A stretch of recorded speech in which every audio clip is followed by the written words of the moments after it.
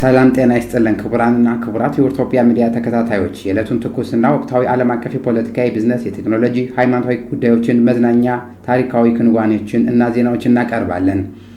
በየጊዜው አዳዲስ መረጃዎች ለመከታተል ቀድመው እንዲደርሶ ሳብስክራይብ እንዲያደርጉ በመጠቆም መረጃዎቹም ለወዳጅ ዘመዶ እንዲደርሶ ሼር ያድርጉ፣ ቪዲዮንም ላይክ እንዲሁም መጋቢ አስተያየቱን እንዲያስቀምጡልን በማለት ወደ ዕለቱ ዋና ዋና ዜናዎች እናልፋለን።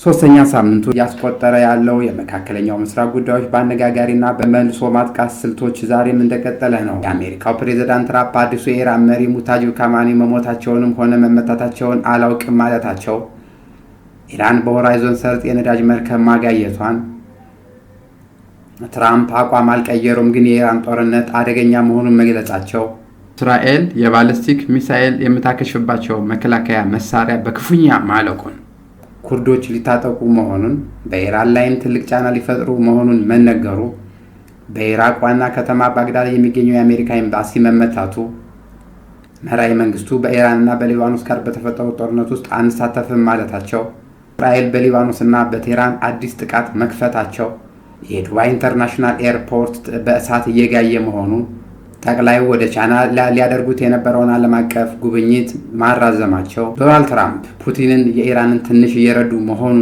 ማለታቸው፣ እንዲሁም የዶላር ዘመን መጨረሻው ቀን ሊደርስ መሆኑን እና ሌሎችንም አጫጭር ዜናዎችን ይዘን ቀርበናል። አብረው እንዲቆዩ ወደ ዝርዝር ዜናዎቹ እናልፋለን። በኢራቅ ዋና ከተማ ባግዳድ የሚገኘው የአሜሪካ ኤምባሲ በሮኬቶችና በ5 ድሮኖች ተመታ። በኢራቅ ዋና ከተማ ባግዳድ የሚገኘው የአሜሪካ ኤምባሲ ሮኬቶችንና ድሮኖች እንደተወነጨፉበት ተገልጿል። የኢራን ጦርነት ከተጀመረ ጊዜ አንስቶ ኢራቅ ላይ ከተፈጸሙት ከባድ ነው የተባለው በዚህ ጥቃት ከተከሰቱት 3 ድሮኖች አንዱ የአሜሪካ ኤምባሲ ግቢ መጋየቱን የተነገረው። ወደ ሌላ ዜና ስናልፍ ዩናይትድ ኪንግደም በሆርሙዝ ሰርጥ ወደ ባህር መርከብ የጦር እንቅስቃሴ ሊያሳይ እርምጃ መውሰድ እንደሚኖርባቸው ኢራን አስጠነቀቀች። ኢራን በሆርሙዝ ሰርጥ በተገኘው የውስጥ ዳርቻ ጦርነት እንቅስቃሴ እንደምትከታተል አስጠንቅቃለች። ይህ አስጠንቃቂ መልእክት ዩናይትድ ኪንግደም ጦር ኃይሎች በሆርሙዝ ሰርጥ ሊተካ እንደሚችል ነው የተመለከተው። ኢራን አካባቢውን በሰላም አደረጃጀትና የውስጥ ደህንነት ግንባር እየጠበቁ መሆኑ ተነግሯል። በሌላ ዜና ጀርመን መራሒተ መንግስት ፍሬድሪክ ሜርዝ በኢራን እና በሊባኖስ ጋር በተፈጠረው ጦርነት ውስጥ የጀርመን ሀገር እንደማትሳተፍም ያምናሉ ብለዋል። ጀርመን በአውሮፓ ውስጥ የሰሜን አትላንቲክ የጦር ጥምረት ኔቶ አባል ሲሆን ከኔቶ ግዛት ባልተፈጠረ ጦርነት በተገኘ ጊዜ በበርሊን ጀርመን ተሳታፊ አይሆኑም ተብሏል። ሜሬዝ እንደገለጹት የጀርመን ግንዛቤ ህጋዊ መሰረት ያለው እንደሆነ ብቻ ነው እና ዩናይትድ ስቴትስ እና እስራኤል ከኢራን ጋር ያቀረቡት ጦርነት ውስጥም የጀርመን ሀገር መሳተፍ አይደለም መመልከት አትፈልግም ነው ያሉት። በሌላ በኩል ጀርመን በሆርሙዝ ሰርጥ አውሮፓውያን ራሳቸው ከጦርነቱ እየተነሱ ነግረዋል። ይህ ቃል አቀባይ ፕሬዝዳንት ዶናልድ ትራምፕ ሆርሙዝ ሰርጥ ለማስከፈት ከኔቶ እስከ ቻይና ጥሪ ቢያቀርቡም እንደሚፈልጉት አይደለም ነው የተባለው። ወደ ሌላ ዜና ስናልፍ የኢራን አስገራሚ ውሳኔ እናያለን። ኢራን አስደናቂ ውሳኔ ወስዳለች። የዶላር ዘመን መጨረሻው ሊቃረብ ነው። ኢራን በሆርሙዝ በኩል የሚያልፉ የነዳጅ መርከብ ንግዳቸውን በቻይና ዩሃን ብቻ እንዲያደርጉ መወሰኗን የተገለጸው። ይህ እርምጃ በዓለም የነዳጅ ገበያ ረጅም ጊዜ የተቆጣጠረው የዶላርን በቀጥታ የሚጋፋ ነው ተብሏል። ኢራን ይህን ውሳኔ የወሰነችው ከዩናይትድ ስቴትስ የዶላር ጥገኝነት ለመቀነስና ከማዕቀብ ግፊት ለመራቅ ነው የተባለው። በተጨማሪም ቻይና እንደ ዋና የነዳጅ ገዥ ስለሆነች ይህ እርምጃ ዩዋንን በዓለም ደረጃ ከፍ እንደሚያደርጋት ነው እየተነገረ ያለው። ወደ ሌላ አስደንጋጭ ዜና ስናልፍ የዱባይ አየር ማረፊያ በድሮን ጥቃት ተመታ። በረራዎችም ሙሉ በሙሉ ተቋረጡ። የዱባይ ኢንተርናሽናል ኤርፖርት ዛሬ ንጋት ላይ በተፈጸመው የድሮን ጥቃት በዓለም አቀፍ ደረጃ ከፍተኛ ድንጋጤ ፈጥሯል። የዱባይ ሲቪል አቪዬሽን ባለስልጣን ላስተላለፉት ደህንነት ሲባል ሁሉንም የሀገር ውስጥ እና የዓለም አቀፍ በረራዎች ለጊዜው እንዲቋረጡ የተወሰነ ሲሆን እንደ ኤሚሬትስ ያሉ ግዙፍ አየር መንገድ በረራቸውን ሰርዘዋል። ወደ ዱባይ በማምራት ላይ የነበሩ በርካታ አውሮፕላኖች አቅጣጫቸውን በመቀየር ወደ አልማክቱም ዓለም አቀፍ ማረፊያ እንዲያርፉ ተደርጓል። ምንም እንኳን ሲቪል መከላከያ ቡድኑ እሳቱን ሙሉ በሙሉ መቆጣጠር ቢችልም የበረራ መርሃ ግብሮችን እስካሁን ድረስ በከፍተኛ ማስተጓጎል እየገጠማቸው እንደሚገኝ የተነገረው። የዱባይ ሚዲያ ቢሮ ባወጣው መግለጫ በጥቃቱ ሳቢያ በሰው ሕይወት ላይ የደረሰ ጉዳት አለመኖሩን አስታውቋል። ሆኖም ይህ ጥቃት ባለፉት 3 ሳምንታት ውስጥ በአየር ማረፊያው ላይ የተሰነዘረ 3ኛው የድሮን ጥቃት መሆኑን ነው በክልሉ ያለው የጸጥታ ስጋት ይበልጥ የከፋ መሆኑን የተናገሩት። ጥቃቱ የተፈጸመው በኢራንና በአጋሮቹ እንዲሁም በአሜሪካና በእስራኤል መካከል ከየካቲት 21 ጀምሮ የተቀሰቀሰውን ቀጣናዊ ግጭት በከረረበት ወቅት መሆኑ ጉዳዩን ዓለም አቀፍ ትኩረት እንዲያገኝ አድርጎታል። የተነሳችው ድሮንም ከኢራን መሆኑ ተነግሮ በዚህ ምክንያትም ኢሚሬት ጨምሮ ብዙ አየር መንገዶች በረራዎች ተሰርዘዋል፣ ሙሉ በሙሉም እንዲቆሙ ተደርጓል። ሌሎች አውሮፕላን ወደ አል ማክቱም ኢንተርናሽናል ኤርፖርት እንዲያልፉ ተደርገዋልም ተመልሰዋልም። ምንም እንኳን በሰው ሕይወት ጉዳት አልተመዘገበም፣ ግን የበረራ እንቅስቃሴ እስካሁን ድረስ ምንም አይነት እንቅስቃሴ እንደሌለን የተነገረው። ወደ ሌላ መረጃ ስናልፍ ትራምፕ አቋማቸውን አልቀየሩም፣ ግን የኢራን ጦርነት አደገኛ መንገድ ላይ ነው ማለታቸውን ተናገሩ። ዶናልድ ትራምፕ በኢራን ላይ በተከፈተው ጦርነት ወደ 3ኛ ሳምንት ሲገባ በከባድ ውሳኔዎች እየተጋፈጠ ነው። ትራምፕ ጦርነቱን እንደተቆጣጠረ ቢገልጽም ባለሙያዎች ግን ግጭቱ ሊራዘምና ከቁጥጥር ሊወጣ ይችላል ይላሉ። በዋይት ሀውስ ያደረጉት ንግግር ውስጥ ከጦርነቱ በተጨማሪ ብዙ ሌሎች ጉዳዮችን መናገራቸው ሁኔታውን እንደማይቀርብ ያመለክታል። በ3ኛ ሳምንት የአሜሪካ እና የእስራኤል የጋራ ጦርነት በኢራን ላይ ዶናልድ ትራምፕ ቀሪውን የፕሬዝዳንት ጊዜያቸውን ሲገልጽ የሚችል ውሳኔዎችን ገጥሟቸዋል። ነገር ግን የአሜሪካ ዋና አዛዥ ሊቆጣጠሩ በማይችለው መንገድ የመዞር አደጋ ላይ ከሚመለሰው የምርጫ ጦርነት ጋር እየታገለ ከሆነ ከእነዚህ ስጋቶች በአደባባይ እየታዩ አይደሉም ብለዋል። ሰኞ ዕለት በዋይት ሀውስ ከ1 ሰዓት በላይ ባደረጉት የህዝብ አስተያየት ስለ ጦርነቱ ሁኔታና ስለ ኬኔዲ ማዕከል እድሳት፣ የዋይት ሀውስ የኳስ አዳራሽ ግንባታ እቅዶች፣ የዘንድሮ የዓለም ዋንጫ ውድድር፣ የሪፐብሊካን ኮንግረስ አባል ጤናና ሌሎችን ተያያዥ የሌላቸው ጉዳዮች ላይ ሀሳባቸው ተወያይተዋል። እንደ ቀድሞው ያልተጻፈ እና ሰፊ የሆነ የትራምፕ ክላሲክ ነበር። ባለፈው ቅዳሜ እሁድ በፍሎሪዳ ሪዞርት ጎልፍም ተጫውተው ነበር ነው የተባለው። ትራምፕ ከዚህ ቀደም አሸነፍን ያሉትና በጣም የተጠናቀቀ ጦርነት አሁን ለሳምንታት ወይም ከዛ በላይ የሚዘልቅ የጊዜ መስመር እንዳለው መረጃቸውን እየጨመሩ ይገኛል። ሰኞ ከሰዓት በኋላ ትራምፕ በሚያዝያ ወር መጀመሪያ ወደ ቻይና ሊያደርጉት የታቀደውን ፕሬዝዳንታዊ ጉዞ በጦርነቱ ምክንያት ለ1 ወር እንዲዘገይ ዩናይትድ ስቴትስ መጠየቃቸውን አስታውቋል። ዶናልድ ትራምፕ ከሺ ጂንፒንግ ጋር ስብሰባ አዘገዩ፣ ምክንያቱም የኢራን ጦርነት ነው። ትራምፕ ወደ ቻይና ጉዞ አዘገዩ ውሳኔ ዓለምን አስገርሞታል። የታቀደውን ስብሰባ ለ1 ወር ወይም ከዛ በላይ ማዘግየት ወስነዋል። ይህ ውሳኔ በኢራን ላይ እየተባባሰ ያለው ጦርነት ምክንያት ነው ተብሏል።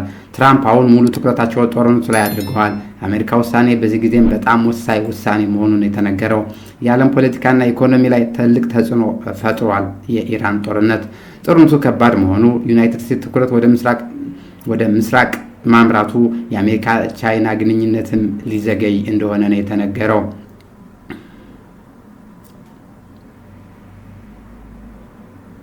የዋይት ሀውስ ፕሬስ ሴክሬታሪ ካሮሊን ሌቪት የኢራን ጦርነት ወታደራዊ ስያሜ በመጥቀስ የፕሬዝዳንቱ ዋና አዛዥ በአሁኑ ጊዜ ትልልቅ ኃላፊነት የኦፕሬሽን ኢፔክ ፋሪ ቀጣይነት ያለው ስኬት ማረጋገጥ ነው ብለዋል።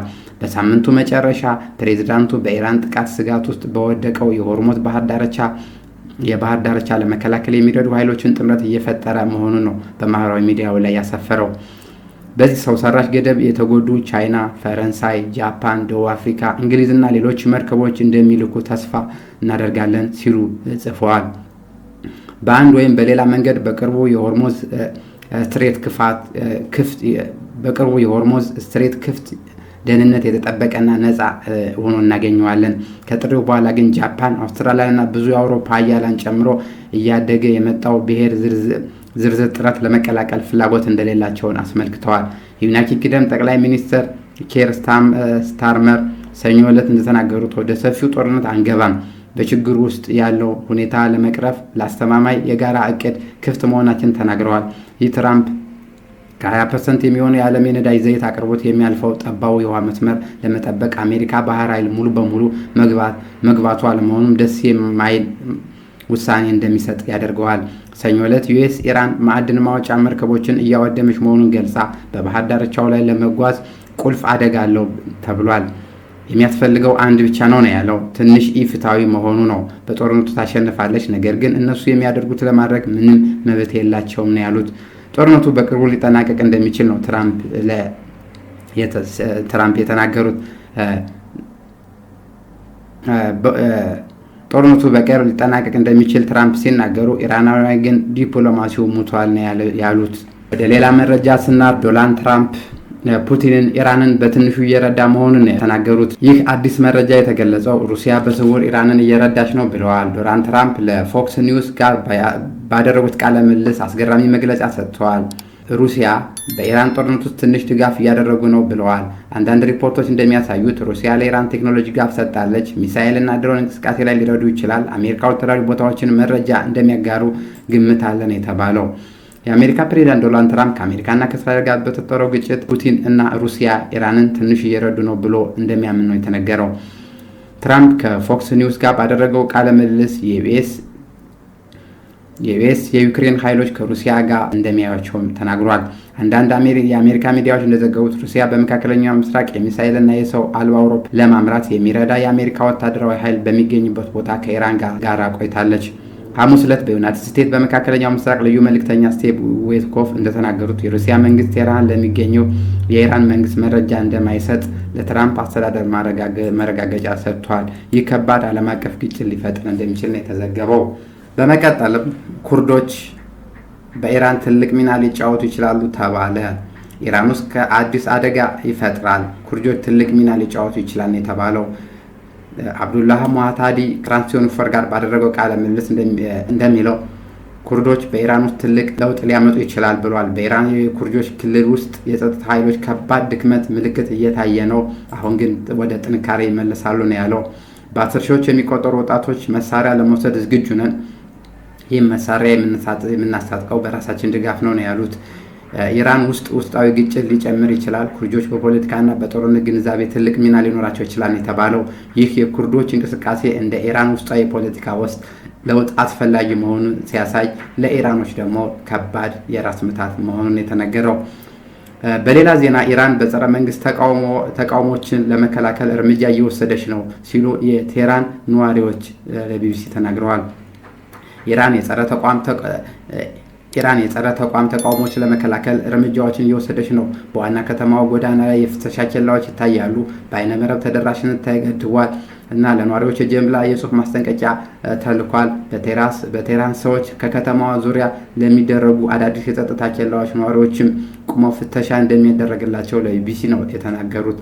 በመሃል መንገድ ላይ የሚገኙ በርካታ ፍተሻ ኬላዎች በሰው አልባ አውሮፕላኖች ጥቃት እንደተፈጸመባቸው ከዘገበ በኋላ አንዳንድ የፍተሻ ኬላዎች በእግረኛ ድልድይ ስር እና በመንገደኛ ዋሻ ውስጥ እንደሚገኝ ለቢቢሲ ተናግረዋል። በቴህራን የሚገኘው 4 የፍተሻ ኬላ ላይ እስራኤል ባደረገችው ጥቃት በርካታ የኢራን ደህንነት አባላት ተገድለዋል ሲል ሃርላይንድ ፍራንስ የዜና ወኪል ዘግቧል። ወደ ሌላ ዜና ስናልፍ እስራኤል በሊባኖስ በቴህራን ጥቃት የተባበሩት አረብ ኤሚሬት ኢራን። በሌላ ዜና ኢራን በሆርሙዝ ሰርጥ የነዳጅ መርከብ ጥቃት አደረሰች። በሆርሙዝ ሰርጥ የአሜሪካ ነዳጅ መርከብ በኢራን ተመትቶ ተቃጠለ። ፎክስ ኒውስ መሰረት ኢራን ዛሬ በሆርሙዝ ሰርጥ የአሜሪካ ንብረት የሆነውን የነዳጅ ጫኝ መርከብ ላይ ጥቃት ማድረጉን የተነገረው። በሮይተርስ ዘገባ መሰረት የተለያዩ መርከቦች ላይ ባለፉት ጥቂት ሳምንታት ኢራን የፈጸመቻቸው ጥቃቶች 20 መድረሱን ነው የተናገረው። ዛሬ ማለዳ ላይም በሆርሙዝ ሰርጥ ከአሜሪካ የነዳጅ መርከብ በኢራን ተቃጥሎ እንደተመታ ነው እየተነገረ ያለው። ይህ ጥቃት በዓለም ነዳጅ ገበያና የውጭ ጦርነት ሁኔታ ላይ ከፍተኛ አስተዋጽኦ እያደረገ መሆኑ ነው የተዘገበው። እስራኤል ከኢራን ጋር እየተደረገ ያለው ጦርነት ተያይዞ የባለስቲክ ሚሳኤል የምታከሽፍበት መከላከያ መሳሪያ በክፉኛ እንዳለቀባት ነው የተነገረው። ስማፎር የተሰኘው የአሜሪካ ዜና ድረገጽ ጉዳዩን የሚያውቁ ያልተጠቀሱ የአሜሪካ ባለስልጣናት ጠቅሶ እንደዘገበው እስራኤል በዚህ ሳምንት የአቅርቦት እጥረት ለዋሽንግተን አሳውቃለች። አልጀዚራ በበኩሉ ዘገባውን ወዲያውኑ ማረጋገጥ አለመቻሉ ገልጿል። እንደ ዘገባው ከሆነ አሜሪካ የእስራኤል የሚሳኤል መከላከያ ክምችት እያነሰ መሆኑን ካወቀች ወራት ተቆጥረዋል። አሜሪካ ለእስራኤል የሚሆን የመከላከያ አቅርቦት ስጋት ቢኖራትም የራሱ የአሜሪካ ጦር ክምችት ግን እንዳልተሟጠጠ ሪፖርቱ አክሎ ገልጿል። ይህ መረጃ የመጣው ኢራን ባለፉት ቀናት በመቶዎች የሚቆጠሩ ሚሳኤሎች ወደ እስራኤልና ወደ ገልፉ ሀገራት በመተኮሳቸው ተከትሎ እስራኤል አይነር ዶም እና ሌሎች የመከላከያ ስርዓቶችን በከፍተኛ ጫና ውስጥ ባሉበት ወቅት ነው። በሌላ መረጃ ኢራን በሆርሙዝ ሰርጥ ላይ ሌላ የነዳጅ ጫኝ መርከብ ማጋየቷ። ኢራን ዛሬ በሆርሙዝ ሰርጥ ላይ የአሜሪካ ንብረት የሆነውን የነዳጅ ጫኝ መርከብ ላይ ጥቃት ሰንዝራለች። ይህ ባለፉት ጥቂት ሳምንታት ውስጥ ብቻ በተለያዩ መርከብ ላይ የተፈጸመው ጥቃት ብዛት ከ20 በላይ መድረሱን ሮይተርስ እና ፎክስ ኒውስ ዘግበዋል። የሰዓቱን የኢትዮጵያ ሚዲያ መረጃ ይህ ይመስል ነበር። ስለተከታተሉን ከልብ እናመሰግናለን። እንዲሁም ቻናላችን ሳብስክራይብ፣ ሼር እና ላይክ ስላደረጉን እናመሰግናለን። ኢትዮጵያ የሁሉም ሚዲያ